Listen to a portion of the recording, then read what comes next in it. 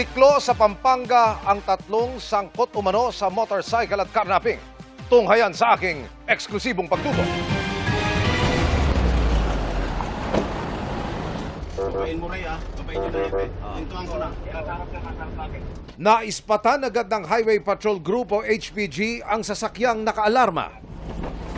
Baka lumaban Nakasalubong nila ito habang nagpapatrolya sa isang kalsada sa Angeles, Pampanga.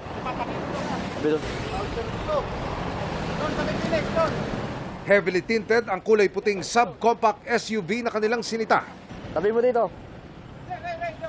Doon na, sa loob. At nang maiparada na, mula sa likuran, nilapitan na ng HPG ang driver side ng sasakyan. Maya-maya'y dumungaw na ang driver. Dito lang.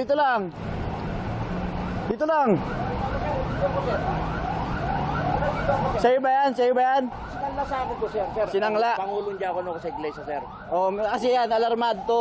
Sino nagsangla na ito? Patingin ako ng papel.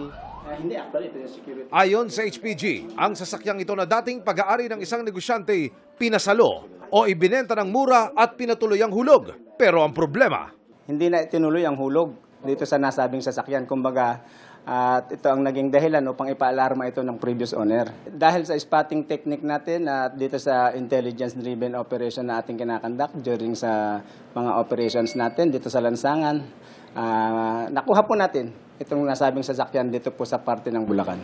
patuloy namin sinisikap na makuha ng panig ang may dala ng SUV pero ayon sa HPG, sangkatutak na reklamo na ang kanilang natanggap laban sa suspect. Sa Pampanga pa rin, timbog din ang dalawang lalaking ito na itinuturong nasa likod ng kaliwat kanang nakawan ng mga motorsiklo sa Central Luzon.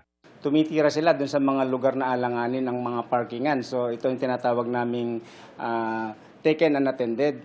May mga gamit po silang tools na T-bar o ating tinatawag na master key.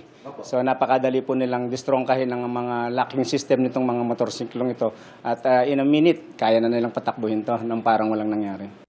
Wala pang komenta mga suspect. Huwag natin hayaan i-park kung saan-saan lang inyong mga motorsiklo.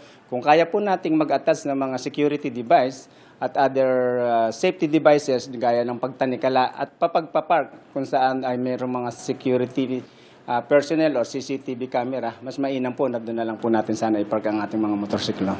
Emil Sumangil, nakatutok, 24 oras.